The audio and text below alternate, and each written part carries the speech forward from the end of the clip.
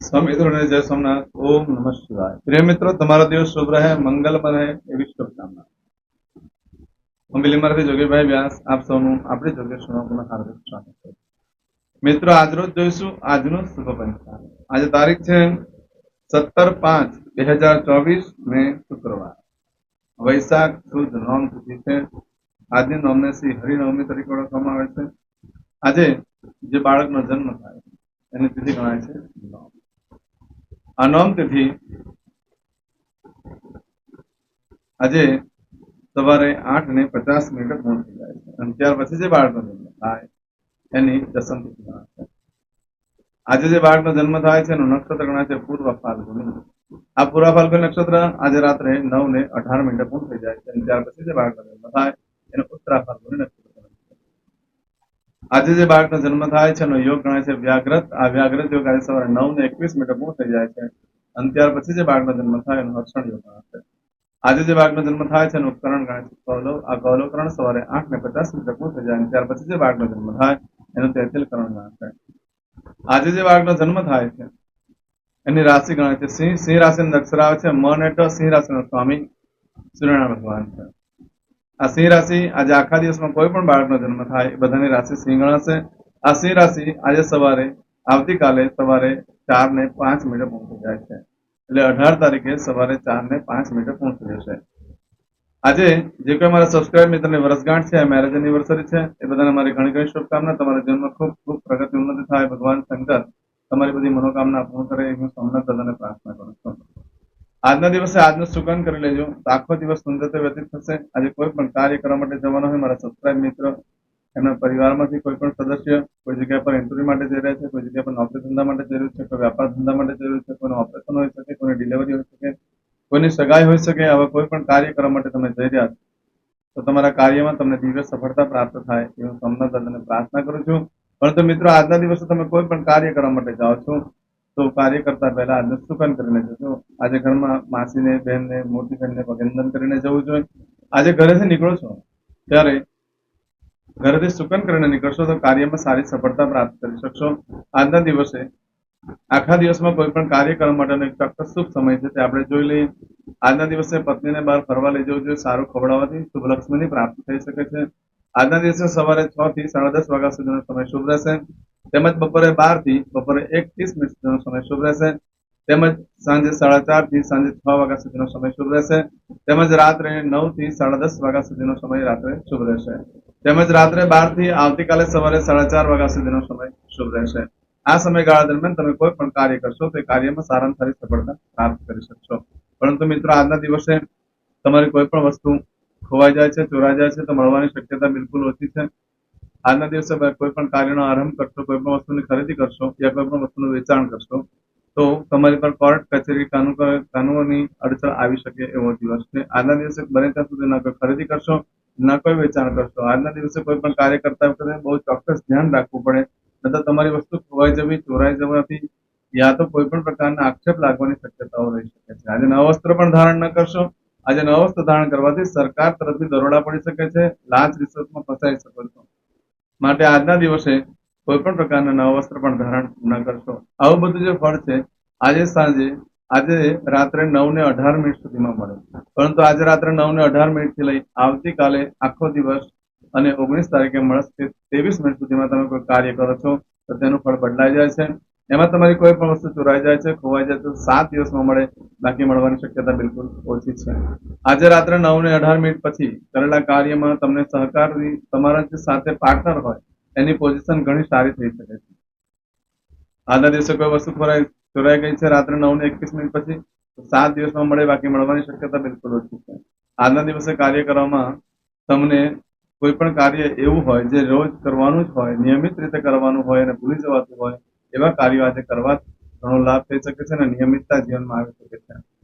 આજના દિવસે રોજનો ધંધો કરવો હોય એટલે જે કેશમાં ધંધો કરતા હોય છે, આજનું લાવીને આજે જ વેચી દેવાનો જે ધંધો કરતા હોય, વેપાર કરતા હોય એ લોકો જ આજથી વેપાર ધંધાની શરૂઆત કરે છે. તેમાં નિયમિતતા આવી શકે છે અને એ રીતે એને નફો પણ વધી શકે છે. આજના દિવસે કસરત કરવા માટે ઉત્તમ દિવસ છે. આજથી શરૂઆત કરો છો તો નિયમિત રીતે કસરત કરી શકશો. આજના દિવસે તમને કોઈ પણ પ્રકારના રોગ થયા હોય અને એની દવા લેવાનું ભૂલી જવાતું હોય તો એ દવા લેવાની આજથી શરૂઆત કરવામાં આવે તો નિયમિત રીતે તમે દવા વગેરે લઈ શકો છો. એનાથી તમારી તંદુરસ્તી સુધરી શકે છે. આજે નવા વસ્ત્ર પહેરવાથી જાવક ઘટે અને આવક વધે છે. તંદુરસ્તી પણ ઘણી સારી રહે છે. નવા વસ્ત્ર આજે વકીલ કાનૂની કાર્યવાહી કરતા લોકોએ પહેરવા જોઈએ. એ લોકોને પણ ઘણો લાભ થઈ શકે એવો આજનો દિવસ છે. આજના દિવસે કોઈ પણ એવા કાર્યો છે જે કરવાથી નિયમિત લાવવાની હોય એ કાર્ય કરવા માટે કોઈ વાંધો નથી. આજે રાત્રે 9:21 થી લઈ આવતીકાલે આખો દિવસ અને 19 તારીખે મળશે 23 મિનિટ સુધીમાં તમને આ રીતનું ફળ પ્રાપ્ત થશે. આજે કરશો આજનો સંકલ્પ. ચમચીમાં પાણી લઈ લો. અદ્યતન માસના માસોત્તમ બ્રહ્મ પવિત્ર વૈશાખ માસે શુભ શુક્લ પક્ષે નવમ્યામ ભૃગુમા સંવિત્તાયામ. દરેક જણાએ પોતાનું ગોત્ર બોલવાનું છે. ગોત્ર ખબર નહીં હોય તો કાશ્યપ ગોત્ર બોલવાનું છે. હવે દરેક જણા બોલવાનું ઉત્પન્નેન, પછી તમારું નામ બોલી જાઓ.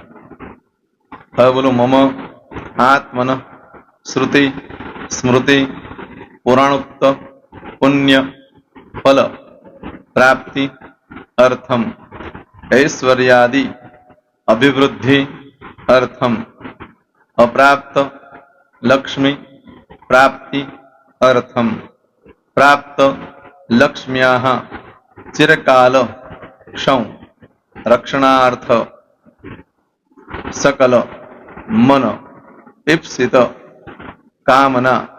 હવે તમારા મનમાં જે કઈ ઈચ્છા હોય તે બોલી જાઓ.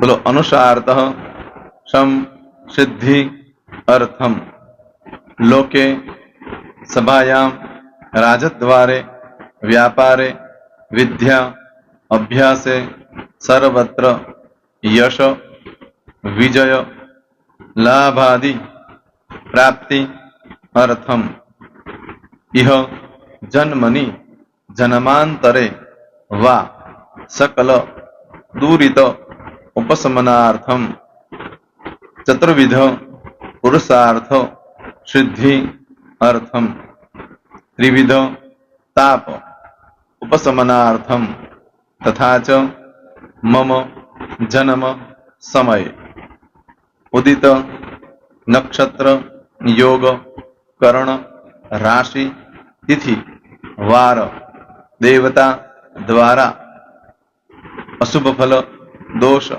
નિવૃત્તિ અર્થમ શુભ ફલ પ્રાપ્તિ અર્થમ જન્મ સમયે જન્મ કુંડલી મધ્યે દ્વાદશ ભાવ મધ્યે સ્થિત આદિત્યાદિ નવગ્રહ દેવતા દ્વારા યોગ મધ્યે દ્રષ્ટિ મધ્યે મહાદશા અંતરદશા પ્રત્યંતરદશા મધ્યે શુભ ફલ પ્રાપ્તિ અર્થમ અશુભ ફલ દોષ નિવૃત્તિ અર્થમ આદિત્યાદિ નવગ્રહ દેવતા અનુકૂલતા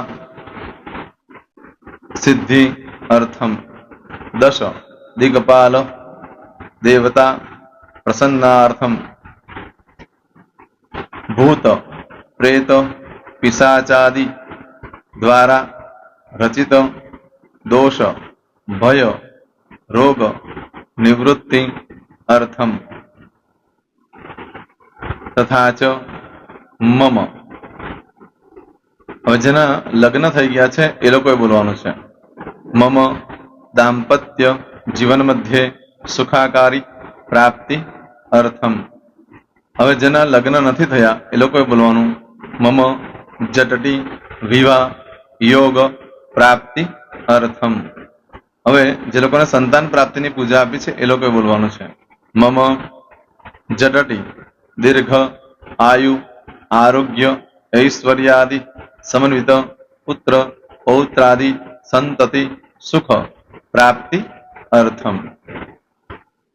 હવે જે છોકરાઓ અભ્યાસ કરી રહ્યા છે વિદ્યાર્થી છે એ લોકોને પૂજા આપી છે એ લોકોએ બોલવાનું વિદ્યા અભ્યાસ મધ્યે દેશે વિદેશે સર્વત્ર ઉત્તર ઉત્તર દિવ્ય સફળતા સાનુકૂળતા પૂર્વક પ્રાપ્તિ અર્થમ.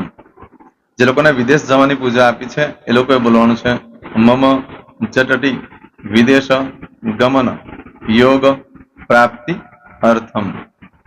હવે જે લોકોને આરોગ્ય માટેની પૂજા આપી છે એ લોકોએ બોલવાનું છે મમ આયુ આરોગ્ય ઐશ્વર્યાદિ પ્રાપ્તિ અર્થમ.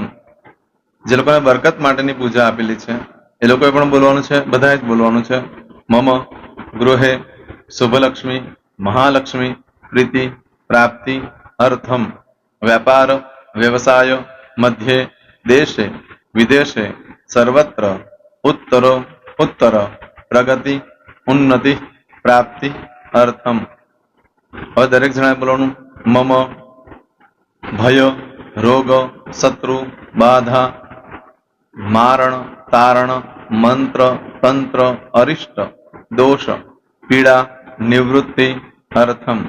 હવે તમે જે ભગવાનની પૂજા કરી રહ્યા છો એ બોલવા, એ લોકો ભગવાનનું નામ બોલી દો દરેક જણા.